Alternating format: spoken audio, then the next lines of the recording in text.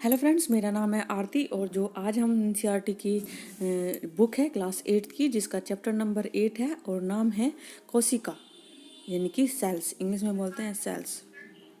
ठीक है, तो चलिए अब बिना देरी करे हुए अपनी वीडियो को स्टार्ट करते हैं। देखो, कुछ लोगों के जो है मेरे पास में क्वेश्चन आ रहे थे, कमेंट्स आ रहे थे कि मैडम आप लोग एनसीईआरटी को पढ़ने का सही तरीका बताइए, जिससे हमारी जो एनसीईआरटी है वो बोरिंग भी फील ना हो और हमें अच्छे से समझ आए और जो भी हमने पढ़ा है वो जो है एक लंबे समय तक हम अपने दिमाग में स्थायी कर पाए। तो सबसे पहले जो बेस्ट तरीका है एनसीईआरटी को पढ़ने का वो यही है कि आपको चैप्टर के लास्ट में जाना है और चैप्टर के लास्ट में जाके ये देखना है कि उसमें इंपॉर्टेंट वर्ड्स क्या हैं, क्योंकि एनसीईआरटी नोट करके रखता है कि इसमें हमने सीखा क्या है और मुख्य बिंदु क्या है और किन शब्दों का हमने इस चैप्टर में यूज किया है। तो वही देखते हैं, लिखे प्रमुख शब्द। सबसे पहले कोशिका, कोशिका झिल्ली, कोशिका भित्ति, हरित लावक यानी कि क्लोरोप्लास्ट और गुणसूत्र, कोशिका द्रव्य, यूकेरियोट, जीन, बहुकोशिक, केंद्रक झिल्ली, केंद्रिका, केंद्रक, अंग, कोशिकांग, प्लाज्मा झिल्ली, प्लास्टिड, प्रेकोट, प्रैक्यूरियोट, पादप, ऊतक, कोशिक कोशिक, रिक्तिका, श्वेत कर्णिका यानी कि श्वेतरक कोशिका। इसके बारे में आज डीपली हम चर्चा करेंगे। तो चलिए शुरू करते हैं अपनी जो है चैप्टर को। कोशिका, देखो, जो हमारा शरीर ले लो या किसी घर ले लो, किसी घर का निर्माण ले लो, हमारे शरीर का निर्माण ले लो, तो जैसे एक जो घर है वो एक ईंट ईंट लगा के बनता है ना, ईंट ईंट। तो वो ईंट क्या है, वो इकाई है किसकी, घर बनाने की। हमारे शरीर में बहुत सारी कोशिकाएं होती है, उनसे मिलकर हमारे शरीर का जो है वो निर्माण होता है। उसी जो एक इकाई है वो है शैल। शैल बहुत सारी इकाइयों से मिलकर बनता है। ओके, ये मैंने आपको थोड़ा सा अपने वे में बता दिया। इसमें लिखा है कि हमारी अंगों की संरचनात्मक मूलभूत इकाई के विषय में हम पढ़ेंगे।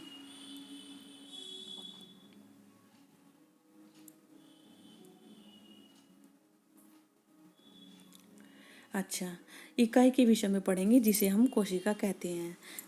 कोशिका की खोज कब हुई थी? ये हुई थी कॉर्क के 1665 में रॉबर्ट हुक ने की थी कोशिका की खोज। ये क्वेश्चन आता है तो आपको यहाँ से क्वेश्चन पुटअप कर लेना है। रॉबर्ट हुक ने इसकी खोज की थी। उन्होंने कॉर्क की पतली स्लाइस ली और उसका सूक्ष्मदर्शी की सहायता से जो है अध्ययन किया, यानी कि देखा। तो उसने जो है अनेक कोष्ठयुक्त यानी कि विभाजित बक्से देखे। बक्से मधुमक्खी के छत्ते के समान थे हमारे अंदर, जब इन्होंने जो है शरीर के अंदर की जो है खोज की। उन्होंने यह भी देखा कि दूसरे से एक दीवार और विभाजन पट्टी द्वारा यानी कि लगे होते हैं, अलग अलग होते हैं, और प्रत्येक कोष्ठ को जो है उन्होंने क्या नाम दिया? कोशिका नाम दिया। अब चलते हैं कोशिका में। जो हमारे शरीर में या किसी घर के निर्माण में किसी भी सजीव की अगर हम कोशिका की बात करें तो दोनों की ही मूलभूत इकाई संरचना है ना।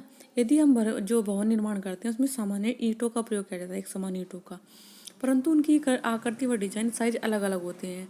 इसी प्रकार सजीव जगत एक दूसरे से भिन्न होते हैं और कोशिकाओं के बने होते हैं।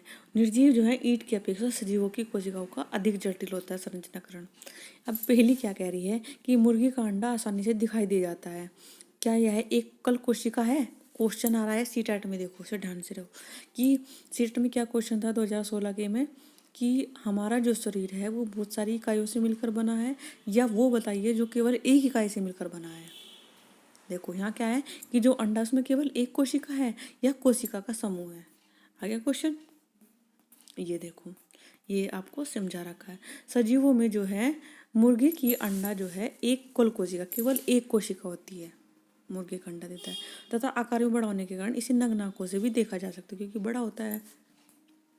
की संख्या, आकृति एवं साइज में भिन्नता। वैज्ञानिक किस प्रकार सजीव कोशिकाओं को परीक्षण और अध्ययन करते हैं? वह सूक्ष्मदर्शी का उपयोग करते हैं जिसकी सहायता से वस्तु के आवर्धित प्रतिबिंब का अध्ययन किया जाता है। किसका किया जाता है? आवर्धित प्रतिबिंब का अध्ययन किया जाता है। कोशिका की संरचना का हम अधिक अध्ययन करने के लिए अभिरंजक का प्रयोग करते हैं। अगर हमें कोशिका के बारे में डीपली नॉलेज लेनी है तो हम किसका प्रयोग करेंगे? अभिरंजक का। पृथ्वी पर जो है बहुत सारे जीव हैं और साइज और भिन्न में अलग अलग हैं। अब कोशिकाओं की संख्या के बारे में हम गणना करते हैं। यह जो कोशिकाओं की संख्या वो अरबों खरगों में होती है। जैसे लंबे वृक्ष अथवा हाथी जैसे विशाल जंतु में पाई जाने वाली कोशिकाओं की संख्या का अनुमान क्या आप लगा सकते हैं? 1 अरब में 100 करोड़ होते हैं, तो 1 करोड़ में 100 लाख होते हैं। ये तो आपको पता होगा। देखो ये प्याज की झिल्ली है, यानी कि प्याज जो है अलग अलग परतों से मिलकर बना, ये प्याज की झिल्ली है। वह जीव जिसका शरीर एक से अधिक कोशिकाओं को बनाता है उसे बहुकोशिक कहते हैं। और छोटे जीवों में कोशिका की संख्या कम और उनके क्रियाकलापों को किसी प्रकार से प्रभावित नहीं कर सकती, यानी कि जो उनकी कम संख्या होती है वो उनकी जो उनकी एक्टिविटी है उनको प्रभावित नहीं करती, कि अगर उनमें कोशिका कम है तो वो कम काम करेंगे। आपको जानकर आश्चर्य होगी कि यार अब कोशिका वाले जीवों के जीवन का प्रारंभ एक कोशिका से होता है, यानी कि उसके अंदर जो कोशिका प्रारंभ होती है, बहुत सारी कोशिका होती है, तो उनका जन्म जो है एक कोशिका से होता है।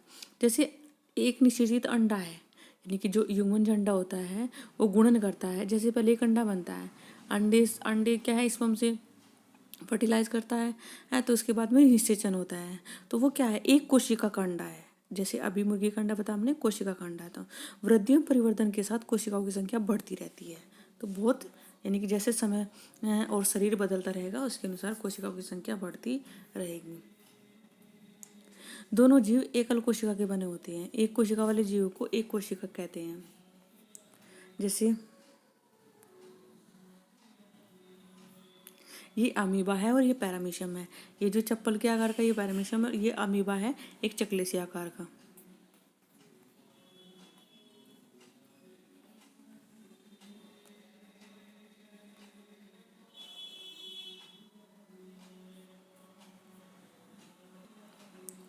एक कोशिक जीव जो है वो सभी आवश्यक क्रियाएं कर सकते हैं जो बहुकोशिक जीवों के द्वारा होती है, यानी कि जरूरी नहीं है कि एक कोशिक जीव जो है वो केवल कम ही काम करेगा या कम ही आकार का होगा।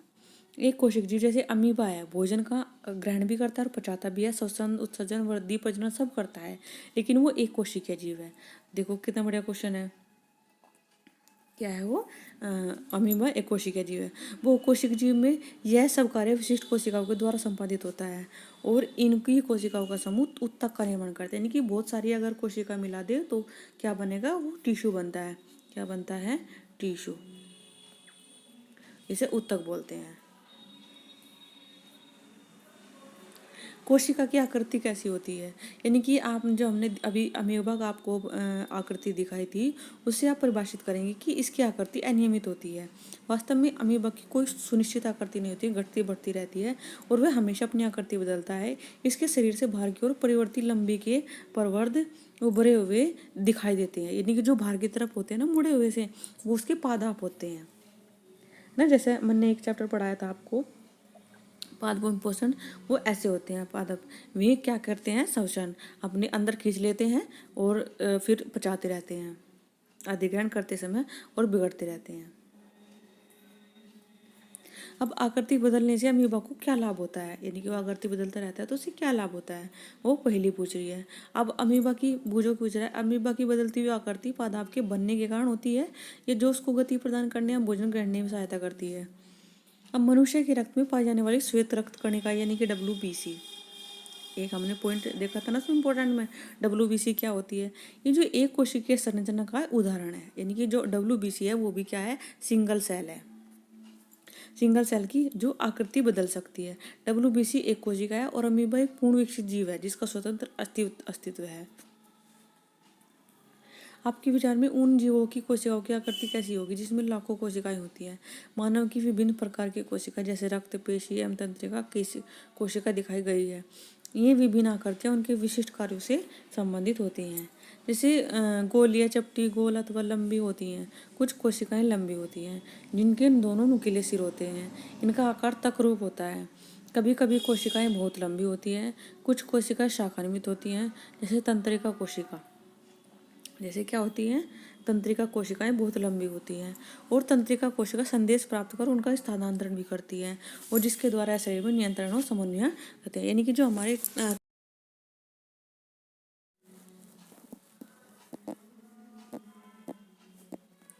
ये ए क्या है, हमारी गोलाकार जो है रक्त कोशिकाएं हैं। बी क्या है, तर्करूप पेशी कोशिका है और सी है लंबी शाखान्वित तंत्रिका कोशिका। क्या आप अनुमान लगा सकते हैं कि कोशिका का कौन सा भाग इससे आकृति प्रदान करता है, यानी कि कोशिका का कौन सा जो पार्ट है वो अपनी शेप बदलता है, अपना शेप लेता है। तो कोशिका के विभिन्न संघटक एक झिल्ली द्वारा परिबद्ध होते हैं। यानी कि कोशिका के बाहर क्या है, एक झिल्ली होती है। अब हम कोशिका, देखो हमने तो एक इकाई के बारे में पढ़ा कि सेल जो है केवल एक इकाई है ना, तो अब उस इकाई में कितने सारे जो हैं वो चीज़ें हैं या कौन कौन से पार्ट हैं जिनसे वो कोशिका मिलकर बनी होती है। यह झिल्ली पौधे एवं जंतुओं की कोशिका की आकृति प्रदान करती है, यानी कि पादप की अलग और जंतुओं की अलग। ठीक है। और पादप कोशिका में अतिरिक्त आवरण होता है। क्या होता है, पादप कोशिका में अतिरिक्त आवरण होता है जिसे कोशिका भित्ति कहते हैं, यानी कि उसका जो बाहर का आवरण होता है उसे क्या कहते हैं, कोशिका भित्ति कहते हैं। यह कोशिकाओं को आकार और दृढ़ता प्रदान करता है।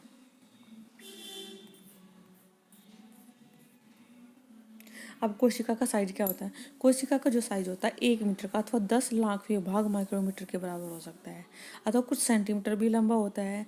अति सूक्ष्मदर्शियाँ होती हैं, उन आंखों से दिखाई नहीं देती, है ना। ये इसके साइज के बारे में बताया गया है। अच्छा, अब मुर्गी के अंडे के बारे में बात कर रहे हैं कि वो एक कोशिकीय होता है, तो वो कैसे क्रिया करता है। मुर्गी का एक अंडा उबालिए, उसका छिलका अलग करिए, क्या आप देखते हैं कि एक सफेद पदार्थ केंद्र के पीले भाग को घेरे हुए है। जो मतलब पीले भाग को घेर रखा उसने, सफेद भाग, अंदर क्या है, पीला भाग होता है ना, तो बाहर क्या है, सफेद है। अब जो सफेद भाग है, जो सफ़ेद भाग है उसको उबालने पर ठोस में परिवर्तित हो गया, है ना। जो सफ़ेद भाग है एल्यूमिनियम, उसे उबालने पर ठोस में परिवर्तित हो गया। पीला भाग योक है ना। पीला भाग क्या है, योक है। यह एक एकल कोशिका का भाग है। आप इसे आवर्धक उपकरण के बिना भी देख सकते हैं क्योंकि बड़ा है, इसीलिए देख सकते हैं। क्या हाथी की कोशिका चूहे की कोशिकाओं से बड़ी होती है, अभी पूछ रही है, क्योंकि कोशिका जब आकार पर निर्भर करती है तो क्या वो बड़ी होती है, अब ये पूछ रही है। कोशिका के साइज का संबंध जो है किसी पौधे अथवा जंतुओं के साइज से नहीं होता। क्या कहा इसने कि पौधे का जो साइज है वो किसी जंतु या पौधे से नहीं होता।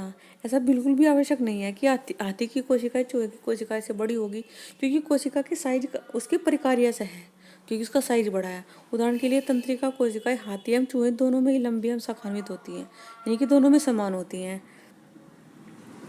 अच्छा, कोशिका उसकी स्ट्रक्चर, उसके बारे में हम पढ़ेंगे, यानी कि जैसे पाचन, स्वांगीकरण, अवशोषण। इसी प्रकार जो है विभिन्न जो है वो पादप अंग विशिष्ट या विशेष प्रक्रिया करते हैं, है ना। यानी कि जो हमारे अलग अलग अंग हैं, उदाहरण के लिए जड़, जल एवं खनिजों के अवशोषण में सहायता करती है। आपने क्लास 7 में पढ़ा है कि पत्तियों में भोजन के संश्लेषण का क्या कार्य है, या उसके कार्य के बारे में पढ़ा था। अभी मैंने थोड़ी देर पहले बताया था कि छोटी छोटी कोशिकाओं को मिलाकर, यानी कि बहुत सारी कोशिकाओं को मिलाकर जो है उत्तक बनते हैं, यानी कि उत्तक कहते हैं हम, जो कोशिकाओं का समूह होता है। पहली को ये समझ में आ गया कि अंग उत्तक के बने होते हैं। हमारे जो है अंग उत्तक के बने होते हैं। क्यों बने होते हैं, क्योंकि बहुत सारी जो सेल्स हैं उनका झुंड है, जमाव है या समूह है, तभी तो है ना। कोशिका के भाग, अब कोशिका के जो है पार्ट के बारे में हम डिस्कस करेंगे। क्या है, जैसे एक कोशिका झिल्ली होगी, कोशिका द्रव्य हो गया जिसमें दाने दाने के आकार का भरा होता है, एक केंद्रक होता है जिसके मध्य में होता है। कोशिका द्रव्य हो गया, केंद्रक कोशिका झिल्ली के अंदर परिबद्ध होते हैं। कोशिका झिल्ली एक कोशिका को दूसरी कोशिका में घेरे हुए माध्यम को अलग करती है, मतलब एक कोशिका ये होगी, दूसरी कोशिका ये होगी, तो उसके माध्यम को घेरे हुए में अलग करती है। कोशिका झिल्ली, जैसे प्लाज्मा झिल्ली भी कहते हैं, सरंध्र होती है।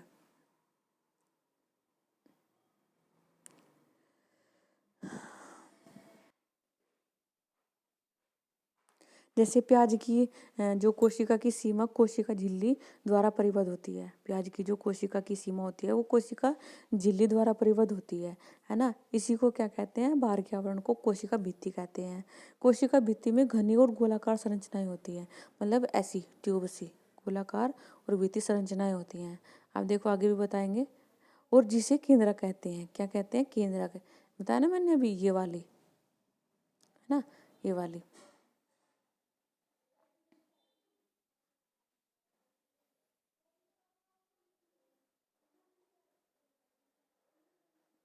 ये आपने फोटो देख लिया प्याज की झिल्ली का। अच्छा, अब क्या है, एक जेली के समान पदार्थ होता है जिसे मैंने बताया था अभी, द्रव्य के समान भरा होता है, उसे कोशिका द्रव्य कहते हैं। अब वो जो जानना चाहता है कि पौधों की कोशिका भित्ति की आवश्यकता क्या थी, है ना। जब हमारे शरीर में बहुत सारी कोशिकाओं से मिलकर बना होता है, लेकिन पौधों में क्या जरूरत थी, कोशिका भित्ति की या कोशिका की। तो हम जो है, कोशिका झिल्ली कोशिका को आकार प्रदान करती है। क्या करती है, कोशिका झिल्ली आकार प्रदान करती है पौधों में कोशिका झिल्ली के अतिरिक्त एक भारी मोटी परत भी होती है। क्या होती है? भारी परत होती है जिसे कोशिका भित्ति कहते हैं। यानी कि जो उसके बाहर एक लेयर होती है उसको हम कोशिका भित्ति कहते हैं। कोशिका झिल्ली को आवद्ध करने वाली एक अतिरिक्त संरचना पौधों की कोशिकाओं की सुरक्षा के लिए आवश्यक है। यानी कि जो झिल्ली होती है पतली सी या बाहर की तरफ, उसको क्या कहते हैं? उसको सुरक्षा प्रदान करती है ना? अच्छा, पादप कोशिकाओं को ताप में परिवर्तन, तीव्र गति से चलने वाली वायुमंडलीय नमी इत्यादि परिवर्तनों से सुरक्षा की आवश्यकता होती है। वह इन परिवर्तनों से प्रभावित है क्योंकि वे चल नहीं सकते। कोशिकाओं का परीक्षण ट्रांडेक्सिया, इलोडिया या रोइयो की पत्ती की झिल्ली में किया जाता है। कोशिकाओं जो जो एक्सपेरिमेंट है वो कहीं में किया जाता है? वो रोइयो में और इलोडियो में किया जाता है। आप इनकी स्लाइड भी उसी प्रकार बना सकते हैं। अब देखो आगे चलते हैं।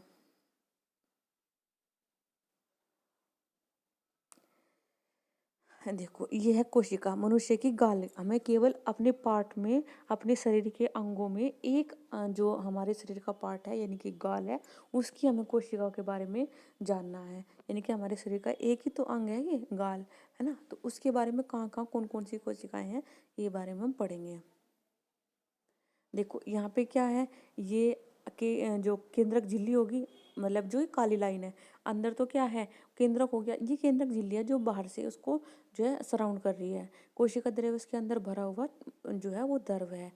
केंद्रक क्या है? मैंने अभी बताया कि इसके अंदर है जिसको वो घेरे रखती है केंद्रिका झिल्ली। और कोशिका झिल्ली क्या है? जो बाहर से पूरे के पूरे जो कोशिका वो बाहर से सहायता प्रदान करती है, वो कोशिका झिल्ली होती है। अब कोशिका द्रव्य है क्या, इसके बारे में हम डिस्कस करेंगे। कोशिका द्रव्य जो है एक पानी यानी कि जेली का रूप है और कोशिका झिल्ली और केंद्रक के बीच पाया जाता है। यानी कि झिल्ली और केंद्रक के बीच पाया जाता है, जो मतलब बूंद बूंद सी दिखाई दिया हुआ है। कोशिका के अन्य संघटक कोशिकाओं के द्रव्य में भी पाए जाते हैं। माइटोकॉन्ड्रिया, गोल्गी, राइबोसोम, आप इनके विषय में कक्षाओं में पढ़ेंगे और भी मैं आपको चैप्टर जल्दी अपलोड कर दूंगी। हम केंद्रक जानते हैं कि केंद्रक क्या है? सजीव कोशिका का यह महत्वपूर्ण संघटक है और यह गोलाकार होता है। केंद्रक क्या है? गोलाकार है और कोशिका के मध्य भाग में स्थित होता है, यानी कि जो बिल्कुल बीच में मध्य में स्थित होता है। कोशिका के सफलतापूर्वक अभिरंजित करके सूक्ष्मदर्शी को नीचे से आसानी से देखा जा सकता है। केंद्रक कोशिका द्रव्य से एक झिल्ली द्वारा अलग रहता है, जिसे केंद्रक झिल्ली अथवा केंद्राकरण कहते हैं। इसे झिल्ली भी, रंध्र भी कहते हैं तथा कोशिका द्रव्य एवं केंद्रक के बीच आवागमन को नियंत्रित करता है। कौन करता है? केंद्रक झिल्ली या केंद्राकरण।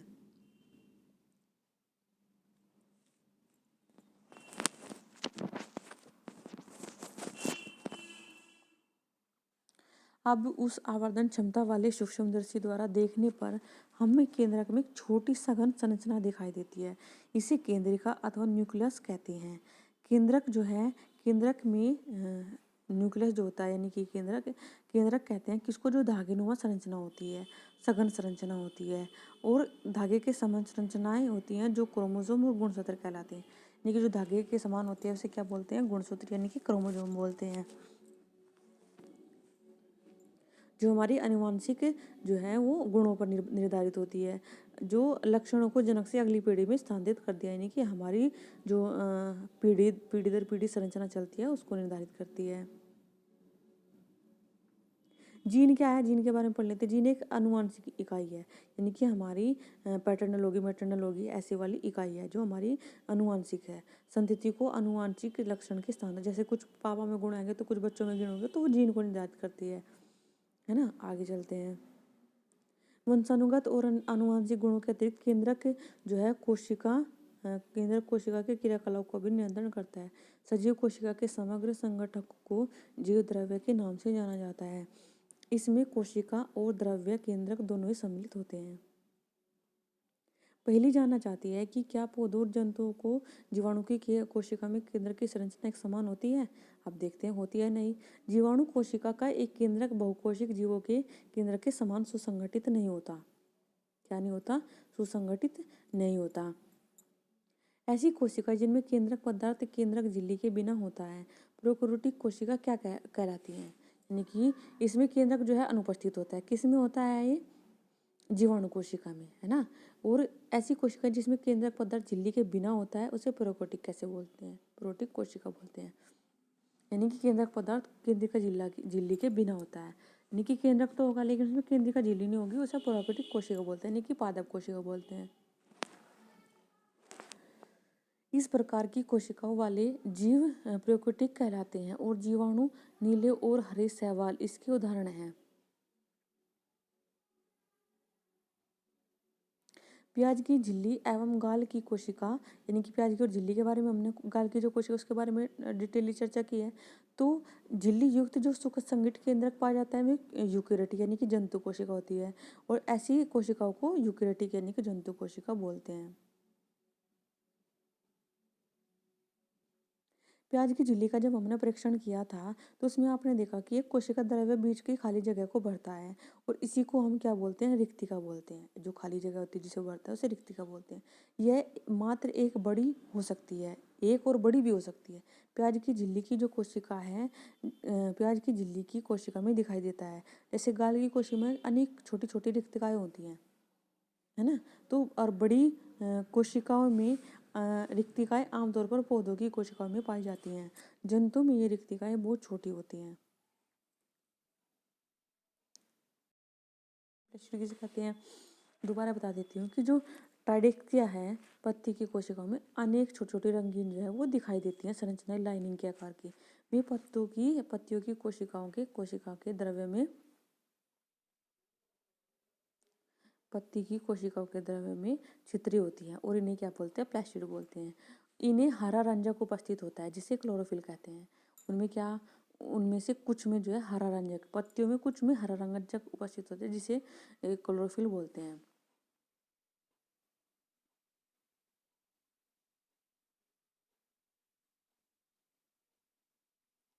हरे रंग की प्लास्टिड्स को क्लोरोप्लास्ट बोलते हैं। क्या बोलते हैं, क्लोरोप्लास्ट या हरितलवक बोलते हैं, जो पत्तियों को हरा रंग प्रदान करते हैं। आपने पत्तियों के क्लोरोप्लास्ट में उपस्थित क्लोरोफिल प्रकाश संश्लेषण के लिए आवश्यक होता है। मैंने प्रकाश संश्लेषण आपको पढ़ा है कि पत्तियों के द्वारा प्रकाश संश्लेषण की क्रिया संपूर्ण होती है।